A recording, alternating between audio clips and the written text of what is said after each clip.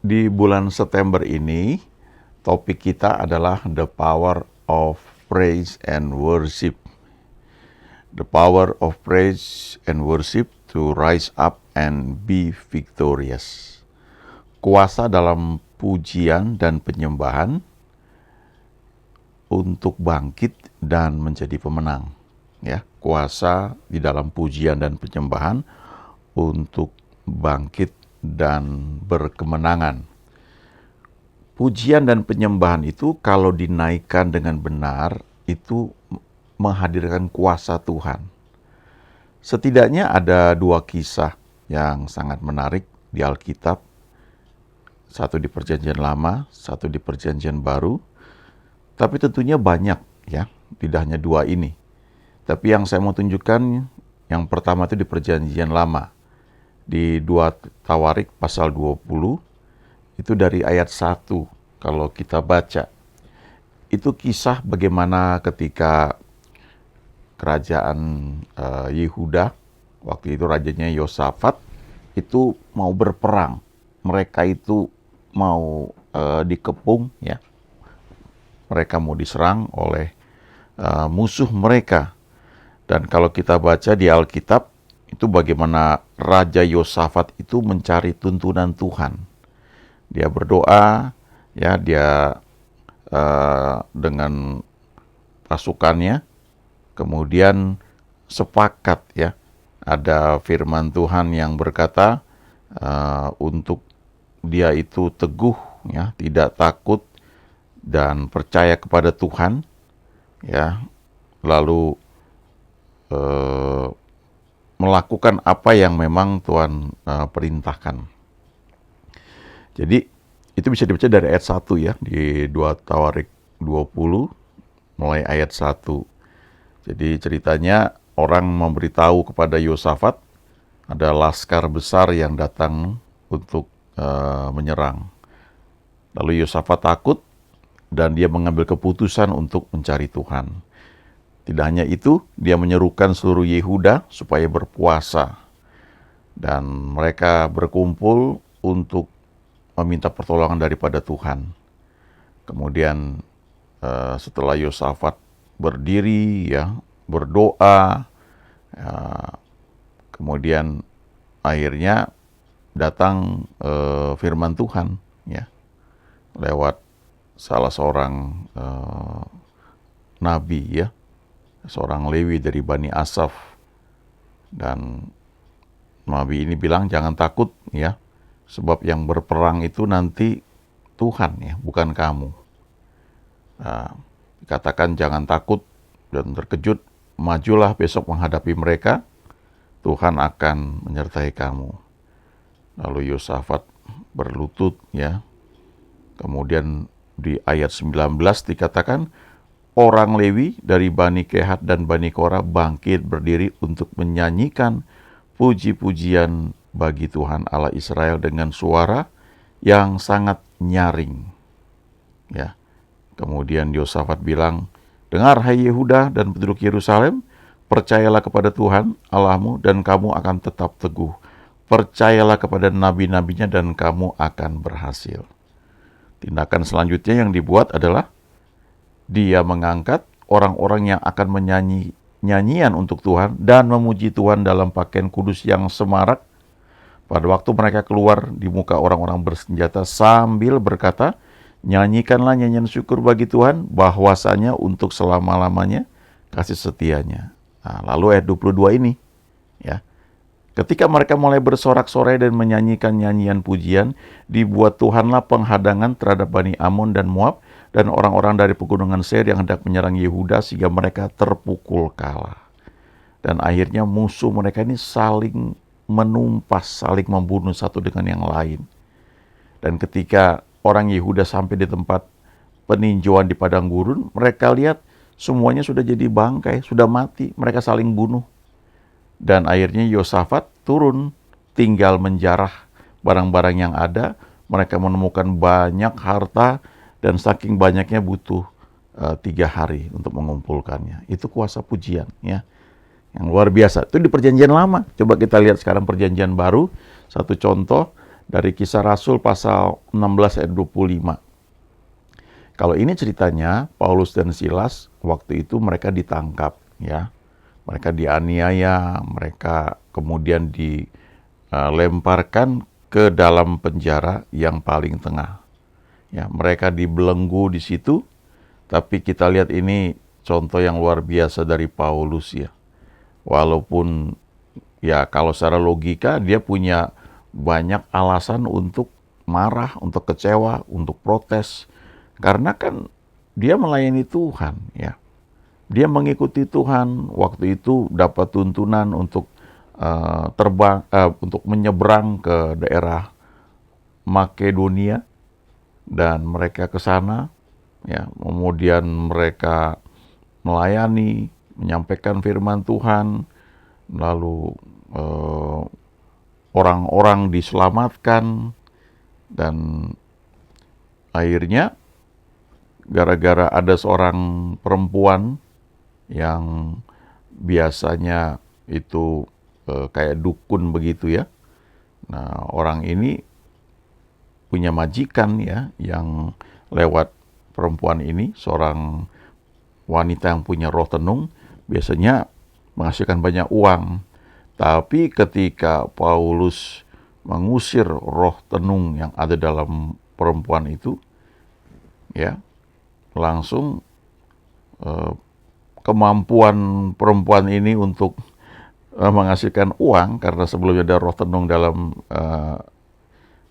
dirinya, itu penghasilannya jadi hilang, ya. Lalu orang-orang marah, ya, tuan-tuan perempuan itu marah, suruh tangkap Paulus dan Silas, kemudian dituduh berbagai macam, lalu mereka ditangkap, ya, berkali-kali didera, lalu dilemparkan ke dalam penjara. Nah, kepala penjara diperintahkan untuk jaga Paulus dan Silas ini dengan sungguh-sungguh. Mereka ditempatkan di ruang penjara yang paling tengah dan belenggu kaki mereka dalam pasungan yang kuat. Itu di Kisah 16, ya, ayat 24. Lalu ayat 25-nya ini, tetapi kira-kira tengah malam Paulus dan Silas berdoa dan menyanyikan puji-pujian kepada Allah, dan orang-orang hukuman lain mendengarkan mereka. Lalu yang terjadi selanjutnya, ada gempa bumi yang hebat sehingga sendi-sendi penjara itu goyah, lalu terbuka semua pintu dan terlepas belenggu mereka semua. Kemudian kepala penjara ini ketakutan, ya, kalau dia lihat pintu-pintu penjara terbuka, dia mau bunuh diri karena dia takut. Ini orang-orang sudah lari semua, jadi tanggung jawab dia itu kan. Ketika itu Paulus berseru, "Jangan celakakan dirimu, ya, kami ada di sini." Lalu akhirnya dilayani, ya. Kemudian Paulus bilang, ya, "Percayalah kepada Tuhan Yesus Kristus dan engkau akan selamat, engkau dan seisi rumahmu." Lalu kepala penjara ini dibaptis juga dengan keluarganya, dan mereka bersuka cita, seluruh rumah itu menjadi percaya kepada Tuhan. Jadi ini contoh, ya, kuasa pujian dan penyembahan, ya. Biasanya memang urutan itu, ya, pujian dan penyembahan. Kalau pujian tuh kalau digabungkan dari awal, ya, ucapan syukur, ya. Kita berdoa tuh mulai dengan mengucap syukur, lalu kita memuji Tuhan. Ya, Tuhan itu baik, engkau luar biasa, engkau dahsyat, terima kasih Tuhan, ya. Lalu penyembahan itu respon, ya, sikap hati kita. Ketika dalam pujian itu kita mulai dalam roh, ya, kita mengakui Tuhan itu ada pada kita. Tapi ketika kita memuji Dia itu, maka kita akan merasakan fellowship yang kuat, kita merasakan kehadiran Dia.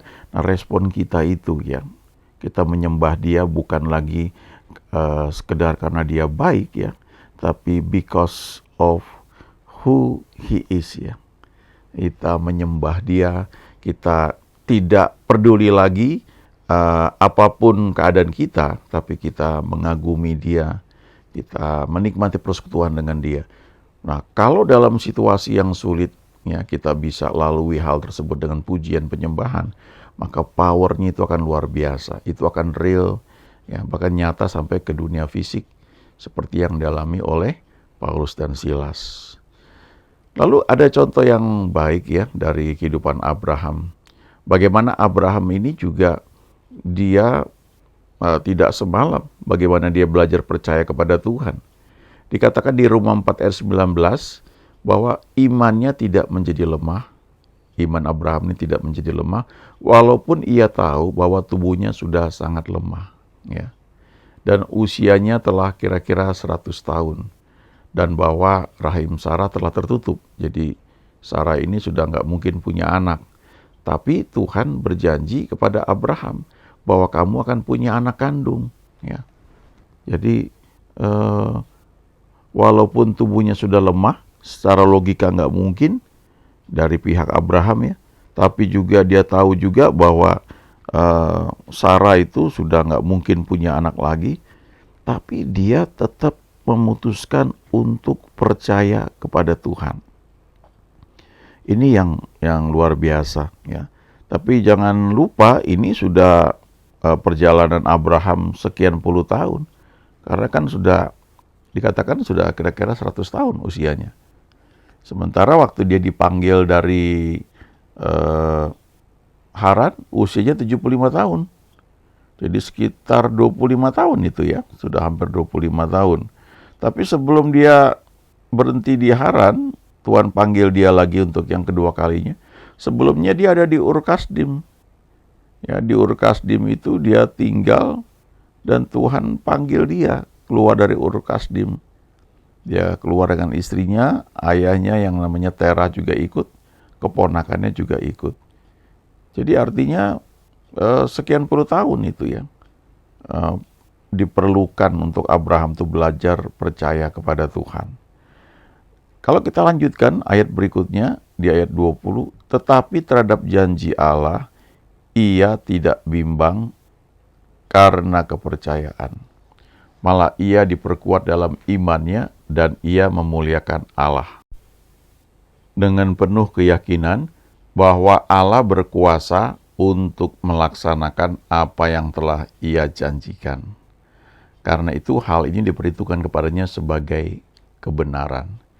Jadi walaupun dia sudah sangat tua dan rahim Sarah telah tertutup, tetapi terhadap janji Allah ia tidak bimbang karena ketidakpercayaan, malah ia diperkuat dalam imannya dan ia memuliakan Allah dengan penuh keyakinan bahwa Allah berkuasa untuk melaksanakan apa yang telah ia janjikan.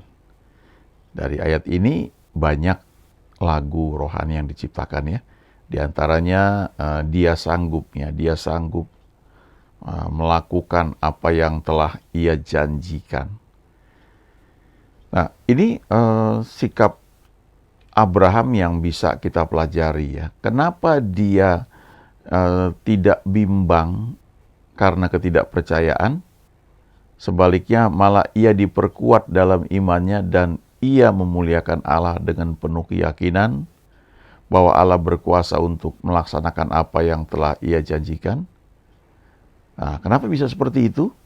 Nah, dalam terjemahan lain di ayat 20 ini, ya, lalu ayat 21, itu bunyinya agak beda. Ya.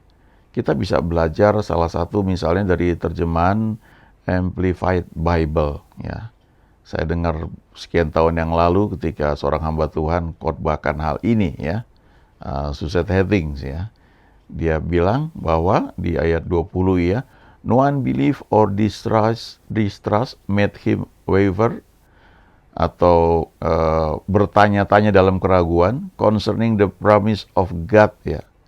But he grew strong and was empowered by faith as he gave praise and glory to God. Ya.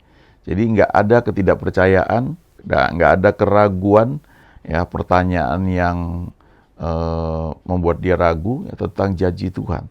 Tetapi dia bertumbuh semakin kuat dan semakin dikuatkan dalam imannya pada waktu ia memberikan pujian dan kemuliaan kepada Tuhan. Ya, jadi imannya itu diperkuat dan semakin bertumbuh pada saat memuji Tuhan. Nah, jadi kita perlu belajar untuk senantiasa memuji, menyembah Tuhan. Walaupun hasil yang kita harapkan belum terlihat. Bahkan kalau kita lihat di kitab Habakuk, ya, pasal 3 ayat 17 dan 18, ini satu prinsip yang dipegang ya oleh nabi ini. Dikatakan begini, sekalipun pohon ara tidak berbunga, pohon anggur tidak berbuah, hasil pohon zaitun mengecewakan, sekalipun ladang-ladang tidak menghasilkan bahan makanan, kambing domba terhalau dari kurungan, dan tidak ada lembu sapi dalam kandang, namun aku akan bersorak-sorak di dalam Tuhan, beria-ria di dalam Allah yang menyelamatkan aku. Ya, kalau diterjemahkan dalam situasi kita sekarang, kira-kira mungkin seperti ini ya. Sekalipun bisnis tidak menjanjikan, ya, sekalipun penjualan itu belum mencapai target, kalau kita bekerja, ya, kita sebagai sales misalnya, sekalipun hasil penjualan itu mengecewakan, sekalipun bahkan tidak ada penjualan di bulan ini, ya, sekalipun tabungan sudah kosong misalnya, ya, tidak ada lembu sapi dalam kandang, ya, sekalipun situasi nampaknya masih sulit, namun aku akan bersorak-sorak di dalam Tuhan. Aku akan beria-ria, bersukacita di dalam Allah yang menyelamatkan aku. Nah, ini sebenarnya menolong kita untuk mempraktekkan di Mazmur 37 ya, ayat 4, bergembira karena Tuhan, bukan bergembira karena berkat-berkat yang Tuhan berikan, tapi lebih dalam lagi, bergembira karena Tuhan. Sekalipun apa yang Dia janjikan nampaknya belum terjadi. Ya. Lalu ayat berikutnya, Allah kekuatanku, ya. Ini judulnya ya. Allah Tuhanku itu kekuatanku. Ia membuat kakiku seperti kaki rusa. Ia membiarkan aku berjejak di bukit-bukitku. Jadi dengan sikap hati untuk tetap bergembira, memuji Tuhan, menyembah Tuhan, bersukacita di dalam Tuhan, dan mengatakan Tuhan itu kekuatanku, maka Tuhan itu membentuk kaki kita jadi seperti kaki rusa untuk kita bisa naik ke tempat yang tinggi. Ini kan gambaran rusa ya, yang berjejak di bukit-bukit dengan lincahnya. Nah, ini bicara tentang promosi, tentang bagaimana kita menghadapi situasi yang mungkin nampaknya sulit, ya. Kita bisa berkata, Allah itu kekuatanku, Ia membuat kakiku seperti kaki rusa, Ia membiarkanku berjejak di bukit-bukitku. Ya. Saya suka ayat di Mazmur yang mengatakan bahwa Tuhan menyediakan ruang atau tanah lapang bagi kakiku untuk berjejak di tempat-tempat yang tinggi. Dalam setiap situasi ya, apapun yang terjadi dalam situasi bisnis, itu ada yang mengalami kerugian, ya, misalnya masa-masa pandemi, ya banyak perusahaan yang tutup, tapi ada yang mengalami keuntungan, yaitu ketika bisa membaca situasi, kemudian bisnisnya bisa dia ubah, katakanlah dia langsung berubah menjadi bisnis penjualan alat kesehatan, lalu dia akan booming karena sedang dibutuhkan. Ya. Saya suka mengakui ayat ini ya. The Lord God is my strength. Ini bahasa Inggrisnya ya. He will make my feet ya like hinds feet ya. Dia akan membuat kakiku ini seperti kaki rusa. And He will make me to walk upon mine high places ya. Ya. Dia membawa aku untuk naik ke tempat-tempat tinggi. Nah, ini yang perlu kita akui ya. Ya, gambarnya saya suka lihatnya. Ya, bukit batu yang terjal. Saudara punya uang cukup banyak, tapi kalau tidak terlatih, tidak akan mampu menaiki bukit-bukit seperti ini. Ya, ini perlu latihan. Dan itu dibutuhkan waktu ya. Dan kita bisa lihat bahwa Tuhan bisa membuat kita mengatasi ini semua. Dia Tuhan yang baik. Amin.